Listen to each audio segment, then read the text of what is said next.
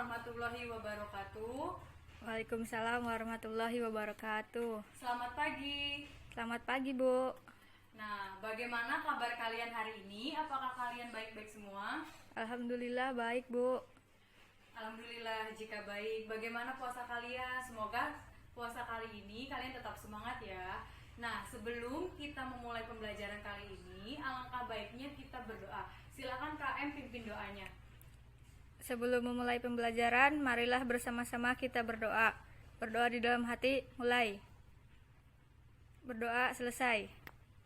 Untuk pertemuan kali ini, siapakah yang tidak hadir? Nihil, Bu. Alhamdulillah jika nihil ya. Nah, minggu lalu kita telah mempelajari teks eksplanasi. Apakah masih ada yang mengingat apa itu teks eksplanasi? Masih, Bu. Ya, silakan Tris, apa itu teks eksplanasi? Teks eksplanasi yaitu teks yang berisi tentang peristiwa, fenomena, atau kejadian itu terjadi. Nah, benar sekali ya, bahwa teks eksplanasi ini yaitu teks yang berisi sebuah penjelasan, fenomena, kejadian, ataupun peristiwa itu terjadi. Tidak hanya kita nikmati dan rasakan, tetapi dapat kita pelajari juga. Nah, di dalam teks eksplanasi terdapat 3 struktur. Mengingat 3 struktur apa saja yang terdapat di dalam teks eksplanasi? Masih, Bu. Ya, apa Tris? Pernyataan umum, deret Ya. penjelas, dan penutup. Ya, benar sekali ya menurut Tris. Di dalam teks eksplanasi terdapat 3 struktur. Yang pertama ada pernyataan umum, di mana pernyataan umum di sini yaitu yang berisi pengenalan atau penjelasan sebuah peristiwa. Yang kedua ada deret penjelas, yaitu tentang proses fenomena, kejadian atau peristiwa itu terjadi dan juga adanya hubungan sebab akibat. Dan yang ketiga yaitu adanya penutup, di mana penutup di sini yaitu kesimpulan dari pernyataan umum dan deret penjelas. Lalu tidak hanya ada struktur, ada pula kaidah kebahasaan. Apakah masih ada yang mengingat kaidah kebahasaan itu apa saja? Ya, untuk sekarang apa? Ya, benar sekali. Ada pernyataan umum, ada hal-hal yang bersifat umum, misalnya seperti fenomena alam, peristiwa sosial, ataupun budaya. Yang kedua yaitu menggunakan istilah ilmiah. Yang ketiga yaitu menggunakan kata kerja. Yang keempat menggunakan kalimat pasif, serta yang kelima menggunakan konjungsi waktu dan konjungsi sebab akibat. Nah, untuk itu minggu ini kita akan mempelajari KD 4.3 yang dimana KD 4.3 ini berisi mengkonstruksikan informasi pengetahuan dan urutan kejadian dalam teks eksplanasi. Berarti itu tandanya apa? Tandanya kalian akan menulis sebuah teks eksplanasi berdasarkan pengetahuan dan urutan kejadian. Sebelum Ibu memberikan ataupun menjelaskan langkah-langkah membuat teks eksplanasi, Ibu akan membagikan contoh teks eksplanasinya terlebih dahulu ya.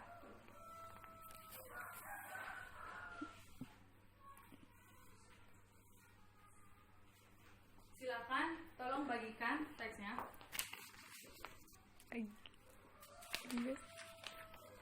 Nah, Ibu telah membagikan, maka Ibu beri waktu 5 menit untuk kalian membacanya. Setelah itu, setelah kalian membaca, maka kita akan menuju ke langkah-langkah pembuatan teks eksplanasi. Silakan bacakan. Bagaimana? Apakah kalian sudah membacanya? Sudah, Bu. Jika sudah, mari kita sama-sama ke langkah menulis teks eksplanasi ya. Nah, Ibu akan menjelaskan langkah-langkah menulis teks eksplanasi. Yang pertama ini di sini itu menentukan suatu fenomena, baik itu peristiwa alam, sosial ataupun budaya. Nah, sebelum kalian ingin menerangkan atau ingin menulis teks eksplanasi di sini, itu kalian harus menentukan dulu judul apa yang akan kalian ambil. Bisa dari fenomena alam, terus juga sosial ataupun budaya. Setelah kalian menentukan judul, maka langkah kedua di sini yaitu menentukan topik apa yang dapat dikembangkan menjadi teks eksplanasi. Maka setelah kalian menentukan judul, lalu kalian tentukan dulu topik apa yang akan kalian masukkan ke dalam teks eksplanasi. Coba kita lihat contoh yang telah Ibu bagikan ya. di sini di sini teks eksplanasi yang berjudul permukiman kumuh. Nah, kita lihat topik-topik yang terdapat di dalam setiap paragrafnya ya. Kita lihat paragraf pertama di sini berisi tentang apa topiknya? Ya, berisi tentang pengertian permukiman kumuh ya.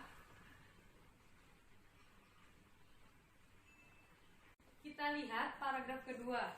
Paragraf kedua di sini berisi tentang apa topiknya? Ya, benar sekali, berisi tentang faktor yang menimbulkan adanya permukiman kumuh.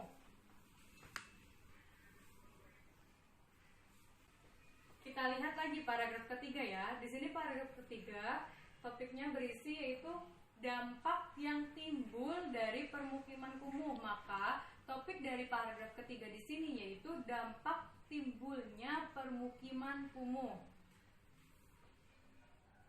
Kita lihat lagi paragraf keempat. Paragraf keempat di sini yaitu topiknya berisi tentang permukiman kumuh atau biasa disebut juga permukiman liar ini biasanya terletak di bantar kali atau sungai. Pola permukiman ini paling populer dalam pelaksanaannya. Maka paragraf keempat di sini topiknya yaitu berisi tentang pola permukiman kumuh.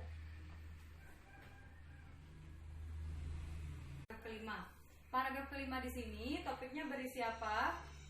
Ya, berisi tentang pola penyelesaian permukiman kumuh ya. Benar sekali. Kita tulis ya. Topik paragraf kelima itu topik, maka langkah ketiga yaitu menyusun kerangka, di mana topik-topik di sini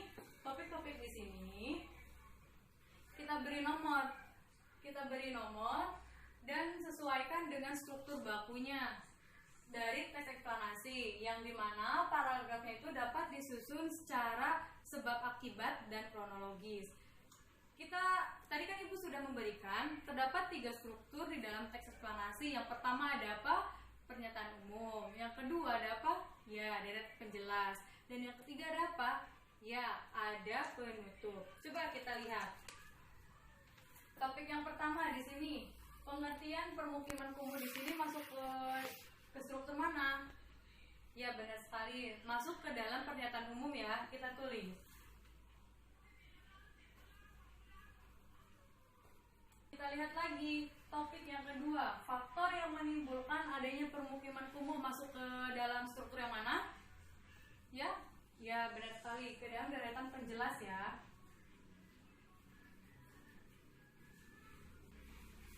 Kita lihat topik yang ketiga, dampak timbulnya permukiman kumuh masuk ke mana? Ya, benar, masih tetap ya, masuk ke dalam deret penjelas.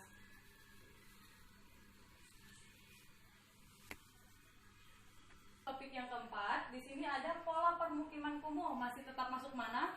Ya, masih tetap ya, masuk ke deret penjelas. Nah, topik 5 di sini itu pola penyelesaian permukiman kumuh. Pola penyelesaian permukiman kumuh di sini masuk ke dalam struktur yang mana? Ya, benar sekali, masuk ke dalam penutup. Mengapa pengertian permukiman kumuh di sini termasuk ke dalam pernyataan umum? Karena pengertian permukiman kumuh di sini yaitu topik yang pertama di sini itu menjelaskan apa itu pengertian permukiman kumuh.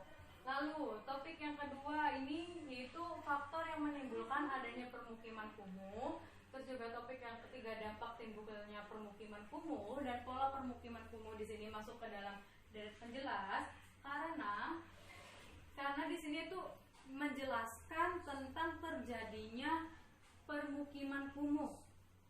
Nah, lalu topik yang kelima di sini pola penyelesaian permukiman kumuh masuk ke dalam penutup di sini karena pola penyelesaian permukiman kumuh di sini itu kesimpulan dari pengertian kumuh, faktor yang menimbulkan permukiman kumuh, dampak permukiman kumuh juga, dan juga pola permukiman kumuh. Nah, setelah kita menyusun kerangka teks, yaitu langkah keempat, pengumpulan data. Pengumpulan data di sini kalian bisa mencarinya dari berbagai referensi, misalnya internet ataupun buku.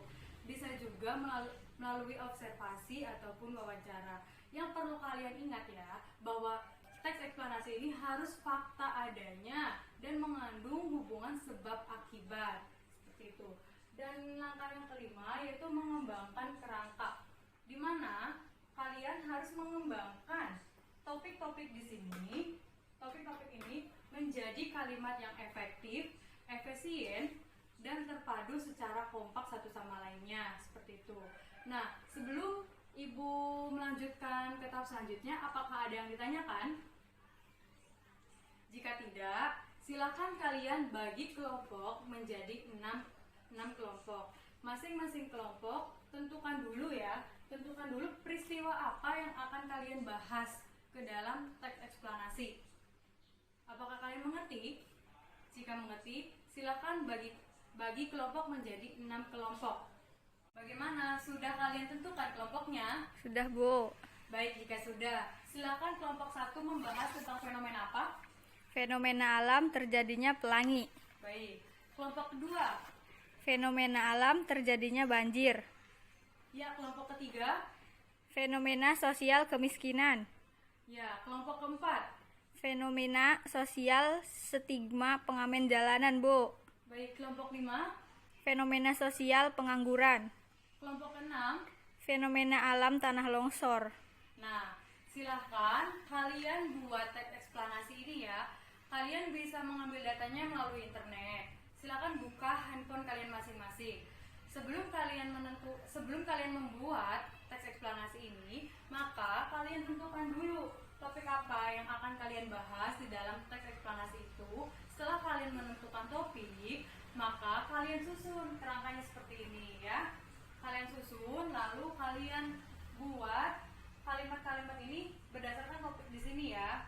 Apakah kalian mengerti? Ngerti, Bu. Baik, jika mengerti, Ibu beri waktu 30 menit dari sekarang. Silakan kalian kerjakan. Apakah kalian sudah membuat teks eksplanasinya? Sudah, Bu. Baik, jika sudah, silakan salah satu kelompok bacakan teks eksplanasinya. Jika kalian tidak ada yang berani, baik maka Ibu akan memilihnya ya. Berhubung sekarang tanggal 5 Mei 2020, maka silakan kelompok 5 akan membacakan teks eksplanasinya. Bacakan topiknya terlebih dahulu, lalu kerangka teksnya, dan salah satu saja paragrafnya yang dibacakan. Apakah mengerti? Mengerti, Bu. Silakan bacakan. Bacakannya di tempat saja ya. Teks eksplanasi kelompok kami berjudul Fenomena Sosial Pengangguran. Nah, diharapkan memperhatikan teman kalian yang sedang berbicara. Silakan lanjutkan. Topik yang pertama, pengertian pengangguran. Yang kedua, pengangguran secara umum.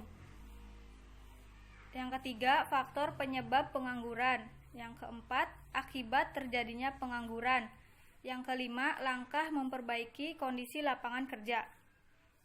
Silakan bacakan kerangka teksnya. Silakan bacakan kerangka teksnya. Kerangka teks. Pertama, pernyataan umum. Yang termasuk ke dalam pernyataan umum yaitu pengertian pengangguran dan pengangguran secara umum. Kedua, deret penjelas. Topik yang termasuk dalam deret penjelas yaitu faktor penyebab pengangguran dan akibat terjadinya pengangguran. Yang ketiga, penutup. Yang termasuk ke dalam penutup yaitu langkah memperbaiki kondisi lapangan kerja. Nah, silakan bacakan salah satu paragrafnya saja, yaitu paragraf pertama. Pengangguran merupakan salah satu fenomena sosial yang berkaitan dengan aspek ketenagakerjaan yang menjadi masalah di masyarakat, seperti sebuah penyakit yang secara kronik menyerang segi kehidupan bermasyarakat. Sudah banyak formula penanganan yang diambil, namun permasalahan ini belum juga tuntas. Bukan hanya di Indonesia, permasalahan pengangguran ini ditentukan di hampir semua negara. Setiap pemerintah di dunia menjadikan masalah pengangguran menjadi agenda utama. Kita beri tepuk tangan untuk kelompok 5. Silakan duduk kembali. Berhubung waktunya sudah habis, maka Ibu akan memberi kesimpulannya ya.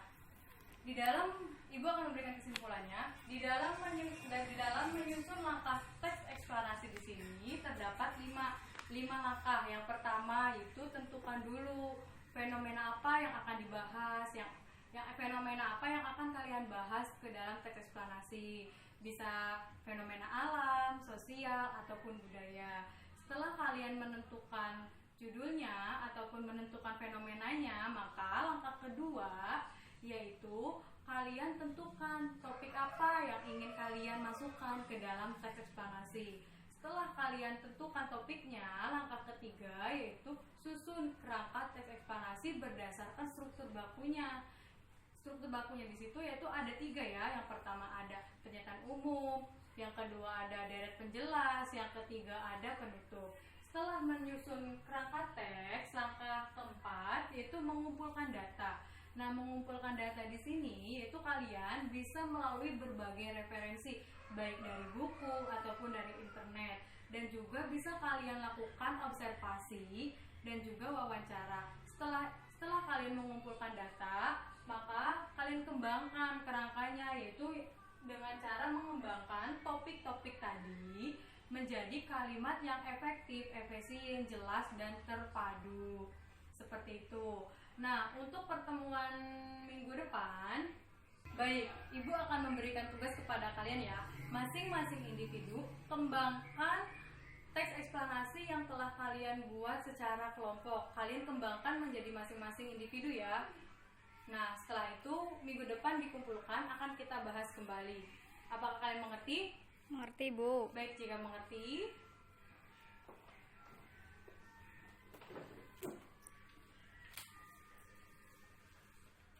nah, pembelajaran kali ini telah selesai, anak-anak. Kita bersama-sama mengucapkan hamdalah. Alhamdulillahirabbil.